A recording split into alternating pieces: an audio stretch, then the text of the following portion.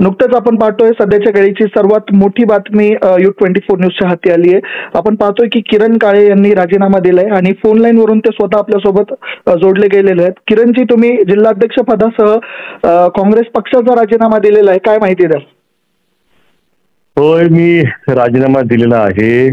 मी आदरणीय बाळासाहेब थोरात साहेब यांचा मनापासून आभारी आहे की माझ्यासारख्या अत्यंत सर्वसामान्य कुटुंबातून आलेल्या, कोणतीही वलयांकित राजकीय पार्श्वभूमी नसताना देखील या राष्ट्रीय पक्षामध्ये एवढ्या महत्वाच्या पदावरती मला त्यांनी काम करण्याची संधी दिली.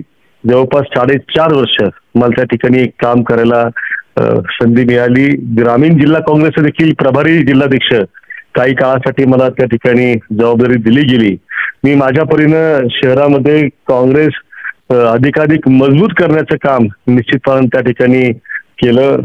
त्यासाठी मी प्रयत्न केला आणि मी समाधानी आहे की अशा आव्हानात्मक परिस्थितीच्या काळामध्ये त्या ठिकाणी माझ्यावर जी जबाबदारी सोपवली त्याला मी न्याय देऊ शकलो.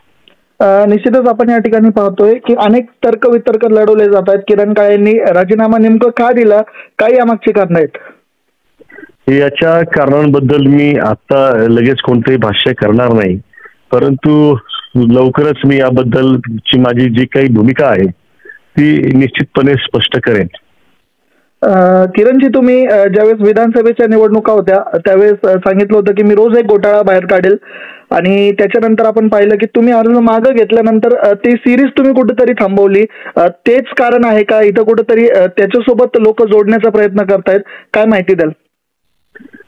घोटाळे बाहेर काढण्यासाठी आम्ही त्यावेळेला जे कॅम्पेन चालवलं, पोल खोल अभियान, तुम्ही आजही माझ्या सोशल मीडिया हँडल्स वरती जा, मग ते इंस्टाग्रामचं असेल किंवा फेसबुकचं असेल, तुम्हाला त्या टाइम लाईन वरती पाहायला मिळेल की आम्ही जे जाहीर केलं होतं त्या सगळ्या घोटाळ्यांची पोलखोल या शहरामध्ये पुराव्यांनिशी लाईव्ह त्या स्पॉट वरती जाऊन केली. नुसता आरोप नाही केला तर त्या कॅमेऱ्यामध्ये लाईव्ह दिसेल तुम्हाला. तिथली परिस्थिती आजही काही बदललेली नाही, ती आहे तशीच आहे. हा जरा पार्ट 1. त्याच्यातनं मी काही कुठली माघार घेतलेली नाही किंवा ती मालिका थांबवली नव्हती, हे या निमित्तानं मी स्पष्ट करतो. दुसरी गोष्ट जी आहे की ही जागा राष्ट्रवादी काँग्रेस शरदचंद्र पवार पक्षाला त्या ठिकाणी गेली होती, त्यांचा उमेदवार त्या ठिकाणी होता. आम्ही महाविकास आघाडी म्हणून त्यांचं जे काही काम करायचं ते अत्यंत प्रामाणिकपणानं आक्रमकपणे केलं. ते सुद्धा तुम्ही सोशल मीडिया हँडल्सवरती जाऊन पहा, त्याचे अनेक व्हिडिओज जे आहेत ते त्या काळात व्हायरल झालेले आहेत. त्याच्यामुळे जी जबाबदारी ती आम्ही केली. आता त्या ठिकाणी उमेदवार म्हणून ज्या पक्षाचा उमेदवार आहे ती त्यांची जबाबदारी की त्यांना कशा पद्धतीनं इलेक्शनच्या कॅम्पेनमध्ये आक्रमकरित्या मतदारांपर्यंत जायचं हा त्यांचा प्रश्न आहे. परंतु काँग्रेस म्हणून जी जबाबदारी होती ती निश्चितपणे आम्ही अत्यंत परखडपणे उत्तमरित्या त्या ठिकाणी सगळ्या कार्यकर्त्यांनी मनापासून पार पाडलेली आहे. निश्चितच किरणजी, तुमच्याकडे एक आक्रमक नेतृत्व म्हणून पाहिलं जातं. अनेक घोटाळे असतील किंवा अनेक आंदोलनामध्ये आपला सक्रिय सहभाग असतो. आता काँग्रेसला राजीनामा दिलेला आहे, पुढची वाटचाल काय राहणार आहे? मी तलवार ज्ञान करणारा, गुडघे टेकणारा, शरण जाणारा कार्यकर्ता नाही. मी लढणारा कार्यकर्ता आहे. छत्रपती शिवाजी महाराज, शाहू फुले, आंबेडकर ह्या सगळ्याच महापुरुषांच्या विचारधारेला मी मानतो, त्यांचा आदर्श मी बाळगतो.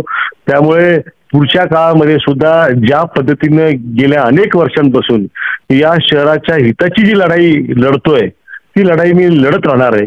आक्रमकपणा हा माझ्या रक्तात आहे, माझ्या स्वभावात आहे, आणि तो आक्रमकपणा जर शहराच्या हितासाठी, समाजासाठी उपयोगी येत असेल तर तो उपयोगी का आणू नये. त्याच्यामुळे मी तो जे काम इतकी दिवसांपासून करतोय त्या कामामध्ये कोणताही खंड पडणार नाही एवढा तुर्तास मी सांगतो.